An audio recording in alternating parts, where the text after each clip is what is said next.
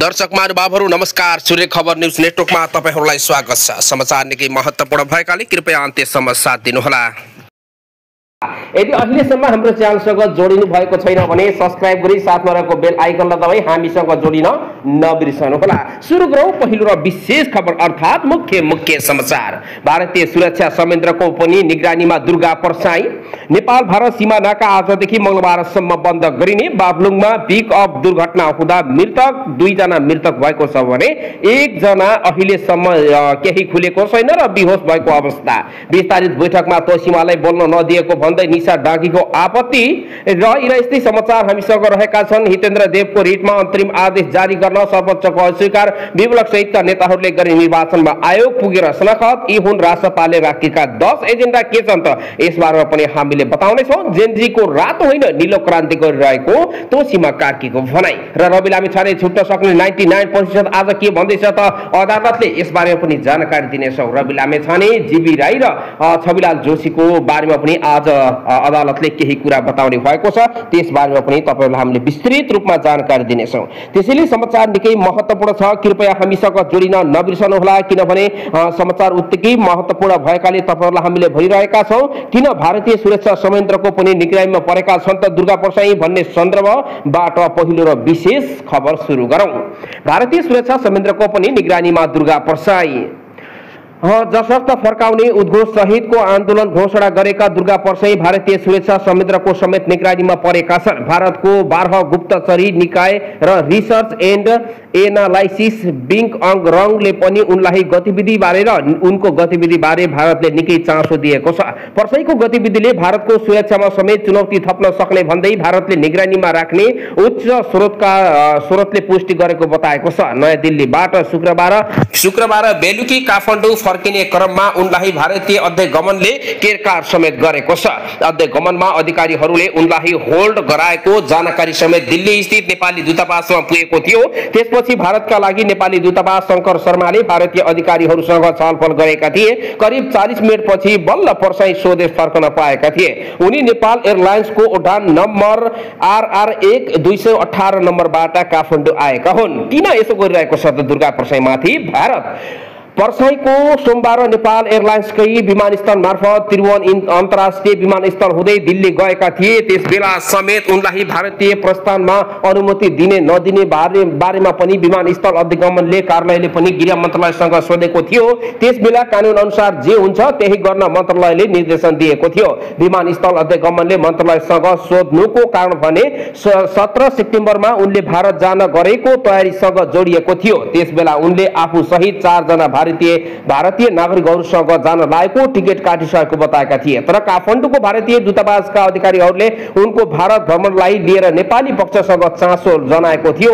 नेपालमा प्रदर्शन भइरहेको बेला दुर्गा पर्साई भारत जानुलाई महत्त्वपूर्णको रूपमा हेरिएको थियो र चासो भारतीय अधिकारीहरूको पनि थियो। एक उच्च सरकारी अधिकारीले कान्तिपुरसँग भनेका छन् अन्तरिक्त अभियुक्तलाई पनि समेत भारतीय अधिकारीहरूले नोटिसमा राखेका छन्। ती अधिकारीहरूलाई र तिनका अनुसार भारतको 12 गुप्तचर निकाय र उसँग सम्बन्धित अधिकारीहरूसँग नेपाल पक्षलाई पनि त्यति बेला जानकारी गराएका थिए। पर्साई समेत औपचारिक तरिकाले त्यसबारे जानकारी थियो र त्यसपछि भारत भ्रमण स्थन गरेर पर्साईले सोमबार त्यसतर्फ प्रस्थान गरेका थिए। भारत प्रस्थानपछि उनले आफ्नो भारतसँग दूरी बढेको भन्दै झुटको खेती गरिसकेको दाबी सामाजिक सञ्जाल मार्फत आएको थियो। भारतीय अध्ययन अनुसारको केरकारमा परेपछि भने दुर्गा पर्साईले दिल्ली स्थित नेपाली दूतावासबाट इमेल पठाएर रोकिएको भन्दै नेपाली अधिकारीहरूप्रति नै आक्रोश पुगेका छन्। खास गरी उनी नेपाली राजदूत शर्मा प्रति आक्रोशित देखिएका छन्। तर दिल्ली स्थित दूतावासका अधिकारीहरू पर्साईलाई भारतीय सुरक्षा निकायको निगरानीमा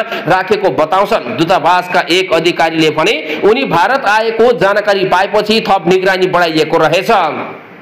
यसअघि गत चैत 15 मा तीनकुनेमा भएको हिंसात्मक प्रदर्शनपछि पर्साई भागेर पूर्वी नाका काकडभिट्टा हुँदै भारत पुगेका थिए। त्यसबेला उनी राजधानी नयाँ दिल्ली, प्रयागराज र लखनऊ हुँदै उनी विभिन्न ठाउँहरूमा लुकेर बसेका थिए। अनुसन्धानबाट खुलेको थियो। अनुसन्धानमा संलग्न अधिकृतहरूका अनुसार राज संस्थाहरूसँगै हिन्दू राष्ट्रको एजेन्डा समेत उठाएकाले भारत पक्षबाट सहयोग पाउने अपेक्षा सहित दुर्गा पर्साई यति बेला भारत पुगेका थिए। तर भारतले देखाइदिएको छ सहयोग हुने अवस्थामा नदेखिएपछि उनी आशमा पुगेका थिए। अब के गर्ने नगर्ने भन्ने विषयमा दुर्गा परसाई आफै अलमल परेका छन्। परसाई त्यस घरको घर स्थान नेताको रहेको प्रहरीले बताएको छ। त्यही बेला भएको अनुसन्धानले भारतको सत्तारूढ भारतीय जनता पार्टी बीजेपी को भारतीय संस्था राष्ट्रिय समेत र संघका प्रदेश स्तरीय नेताहरूसँग पनि समेत उनको सम्बन्ध रहेको खुलासा आएको छ। काठमाडौँमा 25 फागुनमा पूर्व राजा ज्ञानेन्द्र शाहले स्वागत गरेका बेला एक प्रदर्शनकारीले उत्तर प्रदेशका मुख्यमन्त्री आदित्यनाथको फोटो प्रदर्शन गरेका थिए। उनी हिन्दू धर्मको प्रतीक भएको उल्लेख गर्दै परसाईले फोटो देखाउनु सामान्य भएको तर्क दिएका थिए। तर पछि दिल्ली स्थित नेपाली दूतावासले आदित्यनाथलाई लखनऊ पुगेर भेटेका थिए। त्यसबेला मुख्यमन्त्री आदित्यनाथले नेपालको राज परिवारसँग पुरानो सम्बन्ध भए पनि नेपालमा भएका गतिविधि बारे आफ्नो कुनै पोजिसन नभएको प्रश्न एन्सर दिएका थिए।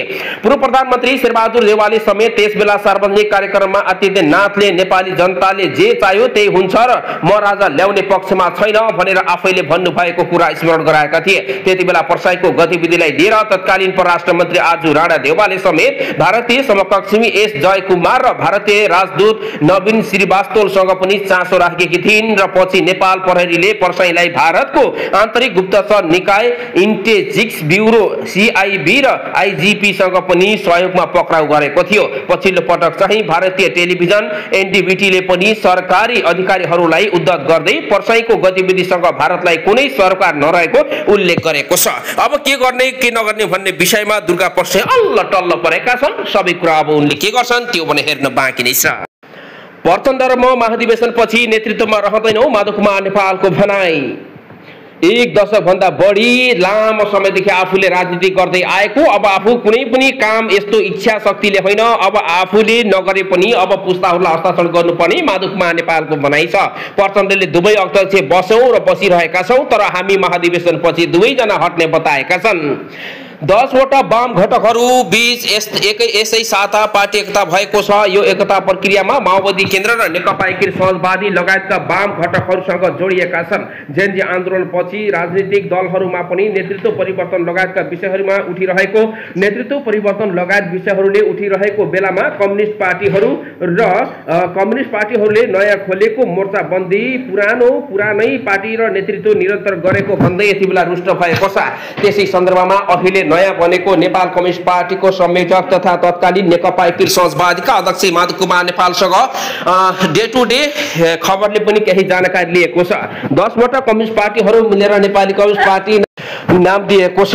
10 वटा पार्टीहरू मिलेर नेपाल कम्युनिस्ट पार्टीको नाम पुनर्गठन गर्नुपर्ने छ। खासमा यी 10 वटा दल नै थिए त 1-2 जना समूह पनि दल हुन् त यसको हामीले के गर्नु त। जेनजी सहभागी हुनुहुन्थ्यो, सबै बीचको एकता पनि हो, किनभने एक प्रक्रियामा जो आउनु भयो उहाँहरू हामी तुरुन्त रूपमा व्यवहार पनि गर्नुपर्छ, सम्मान गर्नुपर्छ, साथमा लिएर जानुपर्छ।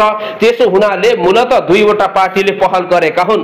2 वटा पार्टी संसद दलको रूपमा रहेको संसदहरू समेत भएको पार्टीहरू पनि हुन्। बाँकी अरू चाहिँ खासमा संसदमा उपस्थिति छैनन् र बावजुद पनि कतिपय निर्वाचन आयोगमा दर्ता भएका छन् र अरू कतिपय सामाजिक राजनीतिक र क्रियाकलाप भएर लाग्नु पर्नेछ। राजनीतिमा क्रियाकलाप भएर पनि लाग्नु पर्नेछ। क्रियाशील उत्तिकै आवश्यकता छ र सबै पक्ष घटकहरू पार्टीलाई हामीले अधिकतम समेटेर कोसिस गरिरहेका छौं। यस अभियानमा अझै पनि केही पक्षहरू, साथीहरू र घटकहरू, समूहहरू र दलहरू सामेल हुनुहुन्छ भन्ने विश्वास थपेका छौं भन्दै यस्तो जानकारी आएको छ। अहिले नै नभनी हालौं, तर के हुन्छ भविष्यमा थाहा छैन। जे हुन्छ राम्रै हुन्छ भन्दै माओवादी अब रहेन र एकीकृत समाजवादी रहेन। अब माधव नेपाल र प्रचण्डले कस्तो निर्णय गर्छन् त्यो पनि हेर्न बाँकी नै छ।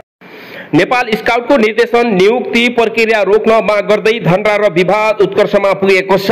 नेपाल काउन्सिलमा निर्देशन नियुक्ति प्रक्रियालाई लिएर विवाद चुलिएको छ।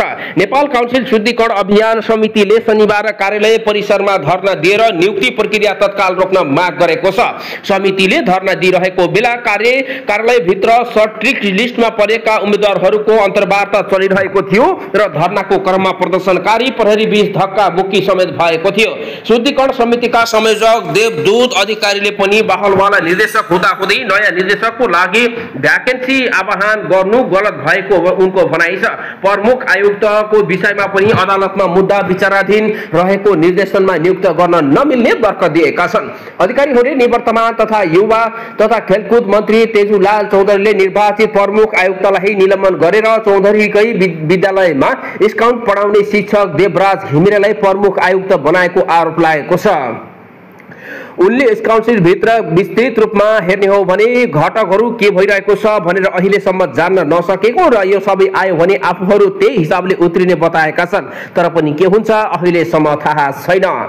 जेन्जीहरूको रातो होइन नीलो क्रान्ति नै गरेका हुन् नेत्री कार्कीको भनाई। राष्ट्रिय स्वतन्त्र पार्टी राष्ट्रपार्टी नेत्री डाक्टर तोसीमा कार्कीले जेन्जीहरूलाई गरेको आन्दोलन र जेन्जीले गरेको आन्दोलन नीलो क्रान्ति भएको जिकिर गरेकी छन्। उनले भनिन् जेन्जीहरूले शान्तिपूर्ण ढंगले गरेको भ्रष्टाचार विरुद्धको नीलो क्रान्तिमाथि सरकारले निस्वार्थ दमन गरेको र जेन्जीहरूको रातो होइन नीलो क्रान्ति गरेको उल्लेख गरेकी छिन्। चितवनमा जारी विस्तारित बैठकमा पेश भएको राजनीतिक प्रतिवेदनमा पार्टीले नीलो क्रान्ति गर्दै गर्दा जेन्जीहरूले रातो क्रान्ति गरेको उल्लेख गरिरहेको प्रति पनि उनले असन्तुष्ट जनाएकी छिन्। राजनीतिक प्रतिवेदन एउटा ड्राफ्टको रूपमा आएको र सो विषयमा सचिनु पर्ने उनले बताएकी छिन्। विस्तारित बैठकमा आफूले यो विषयमा सचाउनु पर्नेमा जोड दिएको उनको भनाइ छ।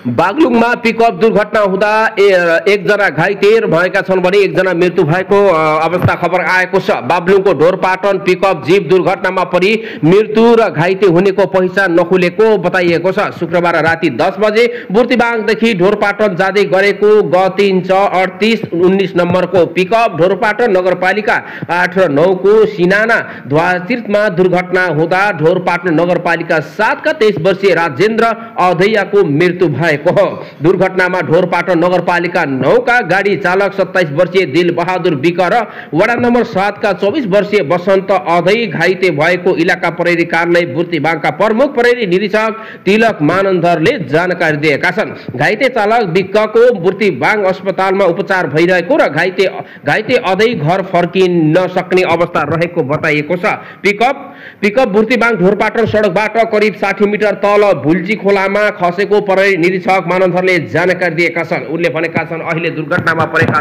सबै